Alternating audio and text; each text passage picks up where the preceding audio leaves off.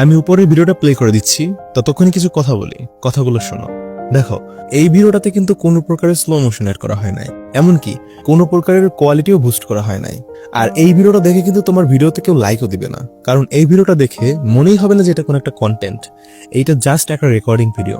But নিচের ভিডিওটা একটু দেখো, এটার মধ্যে রয়েছে পারফেক্ট স্লো মোশন এবং কোয়ালিটি বুস্ট। এখানে আমি কালার গ্রেডিং বা শেক ইফেক্ট অ্যাড না করা সত্ত্বেও এটা দেখে কিন্তু মানুষ বলবে যে হ্যাঁ, এটা কিছু একটা কন্টেন্ট। আর এইটা দেখে মানুষ একটু হলেও এঙ্গেজড হবে। আর এটাই হচ্ছে একটা ক্লিপের মেইন সিক্রেট।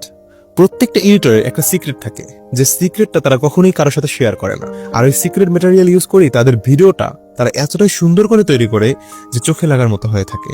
আমি জানি না এক একটা এডিটরের সিক্রেট কি থাকে, বাট আমার সিক্রেট হচ্ছে এই ক্লিপ তৈরি করা। আমি আমার এডিটিং এর থেকে এই ক্লিপ তৈরির উপরে বেশি ফোকাস দিয়ে থাকি এবং বেশি সময় ব্যয় করে থাকি। এর কারণ হচ্ছে দুইটা। প্রথম কারণ, আমার ক্লিপ যতটা সুন্দর হবে আমার এডিট ততটা সুন্দর হবে। আর দ্বিতীয় কারণ, আমার ক্লিপ অনেকে আছে যারা প্র্যাকটিস করার জন্য ইউজ করে থাকে। আর তখন যদি তারা মনে করে যে আমার ক্লিপটা পারফেক্ট না, তখন তারা প্র্যাকটিসই বা কি করবে?